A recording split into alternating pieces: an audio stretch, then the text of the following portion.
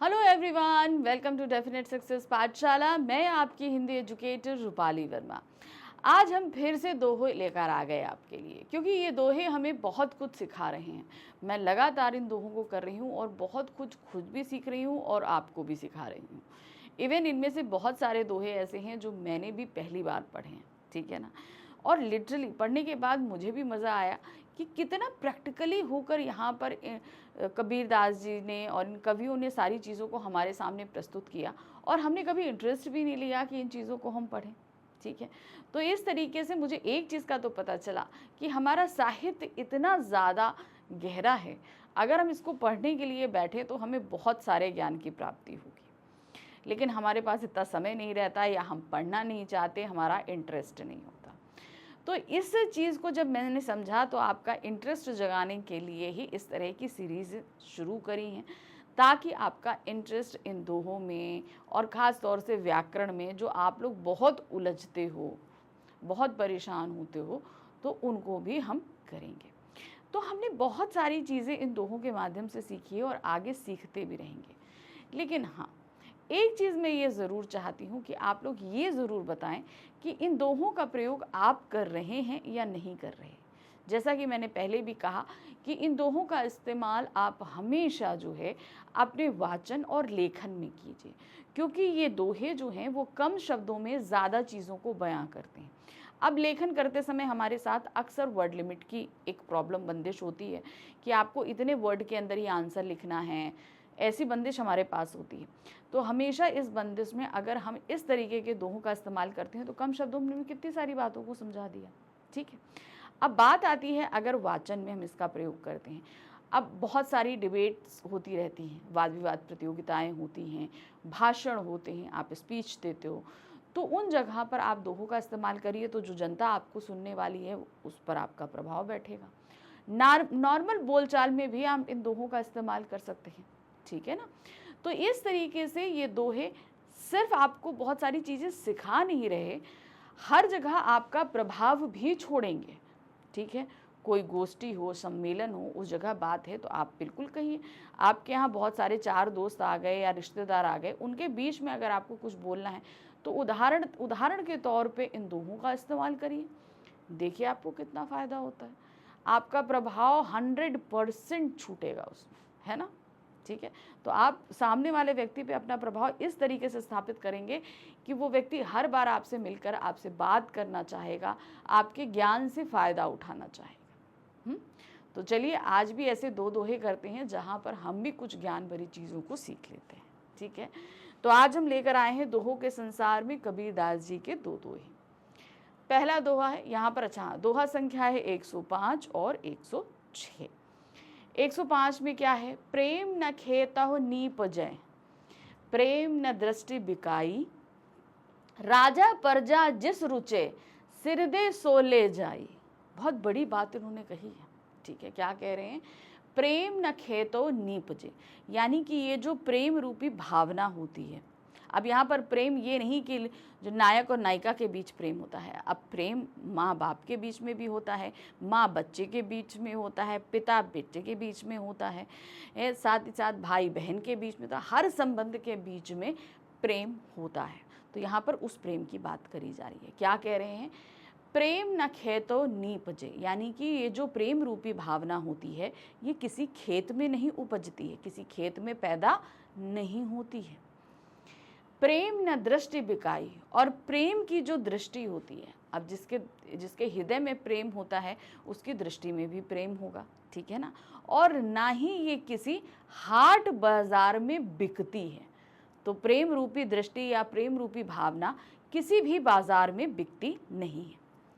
राजा प्रजा जिस रुचे, यानी कि राजा और प्रजा जिसे भी पसंद आए, रुचय का मतलब क्या होता है, जिसे भी पसंद आए, सिर दे सो ले जाए। सिर दे, अपना भाई मान लीजिए कि अगर आपको ये प्रेम रूपी भावना बहुत पसंद है, आप अपना सिर दीजिए और ले जाइए। अब आप कंफ्यूज कि भाई इसका मतलब क्या है, अर्थ तो बता दिया, आश्रय समझाती हूँ। देखिए क्या होता है, प्रेम की भावना दिल में उपजती है। कहाँ उपजती है, दिल में उपजती है, ठीक है। अब ये क्यों उपजती है, ये हमारे व्यवहार से उपजती है। मान लीजिए आप किसी, अब जैसे आपके बहुत सारे मित्र हैं, आप किसी दूसरे स्कूल में जाते हो, सपोज आप दूसरे स्कूल में जा रहे हो, तो वहाँ पर क्या होगा, आपको बहुत सारे नए नए लोग मिलेंगे। अब आप अगर उस जगह सबसे बहुत ही रूडली बात करो, बहुत रूडली बात करो, सब पर गुस्सा करो, बुरी बुरी बातें बोलो, तो वहाँ पर आपका एक भी फ्रेंड नहीं बनेगा। बनेगा? नहीं बनेगा। अब इसको अपोजिट कर दो। अगर आप सबसे हर जगह प्रेम से बात कर रहे हो, सबकी हेल्प कर रहे हो, है ना, मुस्कुरा रहे हो, सब कुछ है, तो क्या होगा, तो आपका ये व्यवहार आपके आसपास आपके दोस्तों की एकदम पलटन खड़ी कर देगा। आपको बहुत सारे लोग पसंद करेंगे, आपसे मिलेंगे, आपसे बात करेंगे, इवन जब आप मुसीबत में होंगे तो आपकी हेल्प भी करेंगे। तो सीधी सी बात उन्होंने बताई कि ये प्रेम रूपी भावना किसी खेत में नहीं उपजती, किसी बाजार में नहीं मिलती। राजा प्रजा, अब राजा का मतलब जो कोई अमीर है, प्रजा मतलब कोई गरीब है। कोई भी अमीर या गरीब, जिसे भी ये प्रेम रूपी भावना चाहिए, जैसे मुझे प्रेम चाहिए, तो मुझे क्या करना पड़ेगा, मुझे आपके साथ अच्छा व्यवहार करना पड़ेगा, तभी तो आप उसके बदले में मुझे प्रेम दोगे, मुझे प्यार करोगे कि नहीं करोगे। वही चीज़, अगर आप ये चाहते हो कि आपको ये प्रेम रूपी भावना प्राप्त हो, चाहे कोई अमीर राजा हो या गरीब हो, उसके लिए हमें क्या करना पड़ेगा, हमें अपना सिर देना पड़ेगा। अब मैं चाहती हूँ कि मुझे आप प्यार करो, तो सिर देने का तात्पर्य क्या होता है, मुझे आपकी कठिन परिस्थितियों में आपकी हेल्प करनी पड़ेगी, आपके साथ अच्छा व्यवहार करना पड़ेगा, तभी तो आप मुझे अपना प्रेम दे पाएंगे।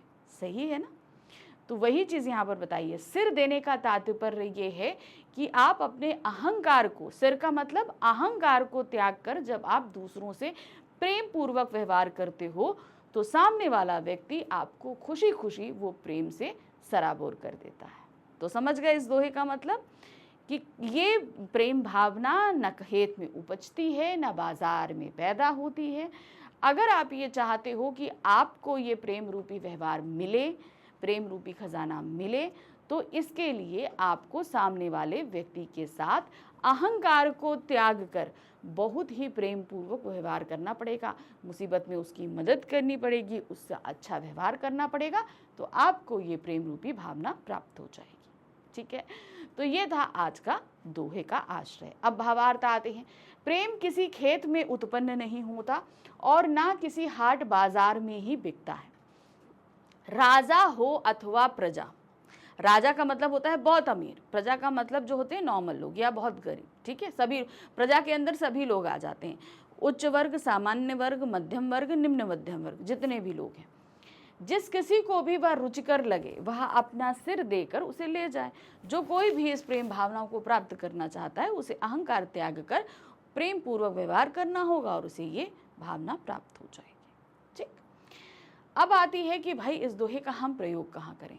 किसी को आप बहुत अच्छा व्यवहार करते हुए देखो तो उसे अप्रिशिएट करते हुए इस दोहे का प्रयोग कर सकते हो, या कोई बहुत रूडली बिहेव कर रहा है तो उसको ये बताने के लिए कि आपका ये व्यवहार आपको कभी दूसरों से प्रेम और सम्मान नहीं दिलाएगा, ये बात को उसे समझाने के लिए इस दोहे का प्रयोग कर सकते हैं। ठीक है, चलिए अब आ जाते हैं हम दोहा संख्या 106 पे। यहाँ पर क्या कह रहे हैं, कबीर ऐसा यहू संसार है जैसा सैबल फूल, सैंबल फूल, दिन 10 के व्यवहार में झूठी रंगी न भूली।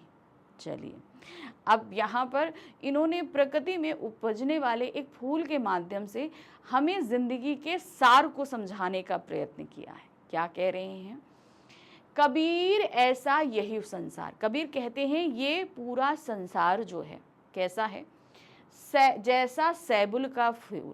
ठीक है, सैबुल का फूल का मतलब सेमल का फूल होता है। सेमल का फूल आप लोग देखोगे बहुत कम दिनों के लिए खुलता है, 10-12 दिन के लिए खुलता है। ठीक है, तो ये फूल यानी कि ये संसार कैसा है, सेमल के फूल के बराबर है, जो मात्र हमें 10-12 दिन के लिए प्राप्त होता है। ठीक है, 10 दिन के व्यवहार में 10 दिन का व्यवहार है। क्यों, क्योंकि हमें ये जीवन मात्र 10 दिन के लिए मिल रहा है। अभी मैं आपको समझाती हूँ, सब समझाऊंगी। ठीक है, झूठी रंगी न भूल, आप इस 10 दिन के व्यवहार में इसके झूठे रंगों में बिल्कुल मत फंसिएगा। ठीक है, अब क्या समझाना चाह रहे हैं, सबसे पहले हम प्रकृति की चीज़ को समझाते हैं, फिर उसके साथ हमें जो यथार्थ है, हमारी जो प्रैक्टिकल लाइफ है, उससे हम कनेक्ट करेंगे। पहली चीज़ है, ये जो सेमल का फूल होता है ये मात्र 10 दिन के लिए खिलता है, और जो है संसार में 10 दिन के लिए आया और फिर उसके बाद मुरझा जाता है, मगर उस 10 दिन में अपने रंग की छटा बिखेरता है और लोगों को मोहित करता है। ठीक है, ये होता है। उसकी खुशबू तो मुझे नहीं लगता कुछ खास होती है, लेकिन हाँ उसकी रंग वगैरह दूसरों को मोहित करती है। ये चीज़ होती है सेमल के फूल में। अब इसको प्रैक्टिकल लाइफ में, अब हमारे शरीर में जो ये आत्मा है, ठीक है, आत्मा को हम बोले तो इस संसार में वो खाली 10 दिन के लिए आई है, मतलब ये जीवन हमारा क्षण मात्र का है, ज़्यादा नहीं होता। हमारे पैदा होने से हमारे मरने तक का समय अगर हम ब्रह्मांड के कालचक्र के हिसाब से देखें तो बहुत ही कम समय का, क्षण भर का ही हमारा जीवन काल है। ठीक है, अब उन्होंने क्या बोला कि भाई जब आपका जीवन ही क्षण मात्र है सेमल के फूल की तरीके से, तो इस संसार में आकर यहाँ की मोह माया से फंसने की ज़रूरत नहीं है। क्योंकि अगर हम इस संसार में आते हैं, क्योंकि अब हमारी आत्मा इस शरीर में आई, कुछ समय बाद हमारा शरीर यहीं रह जाएगा और आत्मा छोड़कर चली जाएगी। लेकिन जब हम 10 दिन के लिए, कुछ ही दिन के लिए संसार में हैं, तो हमें यहाँ पर बहुत सारी मोह माया की चीज़ें हैं जिससे हमें आकर्षित नहीं होना चाहिए। क्यों? क्योंकि ये सब ही जो है वो क्या है, वो सिर्फ भ्रम है, सिर्फ भूल है हमें भटकाने के लिए, क्योंकि इससे हमें कुछ प्राप्त नहीं होना। जैसे बहुत सारे लोग हैं, बहुत मेहनत करते हैं, बहुत पैसा कमाते हैं, बड़ी बड़ी कोठियाँ बनाते हैं, बड़ी बड़ी कारें लेती हैं, सब कुछ करते हैं, ठीक है, लेकिन अपने जीवन में कभी भी उन पैसों का सदुपयोग दूसरों की हेल्प करने के लिए नहीं करते। करते हैं? नहीं करते। अपने लिए आपने इतनी प्रॉपर्टी, इतना सब कुछ जोड़ लिया, अब आप ये सोचिए जब आप मर के जा रहे हो तो आपको इससे क्या फ़ायदा हो रहा है? वो बड़ा घर आपको रोक पा रहा है, वो बड़ी गाड़ी आपको रोक पा रही है? नहीं रोक पा रही। मगर उन्हीं पैसों से अगर आपने क्या किया होता, दूसरों की मदद करी होती, सत्कर्म किया होता, तो इससे आपकी आत्मा यानी कि उसको फ़ायदा होता, शुद्धिकरण होता उस आत्मा का, साथ ही आपके कर्म जो हैं आपके नेक्स्ट जन्म के लिए जुड़ते। ठीक है, तो उन्होंने कहा कि कभी भी आप इस शरीर में आने के बाद इस संसार की मोह माया में मत फंसिए। ठीक है, ये चीज़ उन्होंने समझाने का प्रयत्न किया है। अब इसका भावार्थ देख लें। यह जगत सेमल के पुष्प की तरह क्षण भंगुर है तथा अज्ञानता में डालने वाला है। 10 दिन के इस व्यवहार में हे प्राणी, झूठ मूठ के आकर्षण में अपने को डालकर स्वयं को मत भूलो। यानी कि यहाँ के जो आकर्षण है, यहाँ पे तुम्हें फंसने की बिल्कुल भी ज़रूरत नहीं है। क्योंकि फंस जाओगे तो तुम जो है ना फिर यहाँ से फंसते चले जाओगे, कोई फ़ायदा नहीं है। क्योंकि मरने के बाद तो तुम्हें ये मोह माया कोई काम नहीं आनी है। अब बात आती है कि इस दोहे का प्रयोग कहाँ करें। इस दोहे का प्रयोग करिए जब आप देखें कि लोगों के पास पैसा तो है मगर वो दूसरों की, ज़रूरतमंदों की हेल्प नहीं कर रहे, दान दक्षिणा नहीं कर रहे हैं, उनको बहुत सारी चीज़ों को लेकर मोह माया है, तो उस जगह हमेशा इसका प्रयोग करने की कोशिश कर सकते हैं। ठीक है, तो ये थे आज के 2 दोहे, जहाँ पर हमने समझी वाकई अपने यथार्थ जीवन के कुछ सत्यों को कि क्या है जीवन और क्या है इसकी सत्यता। ठीक है, तो ऐसे ही बहुत सारे ज्ञान हमें इन दोहों से प्राप्त हो रहे हैं। मिलेंगे अगली बार। Thank you for watching. Bye bye.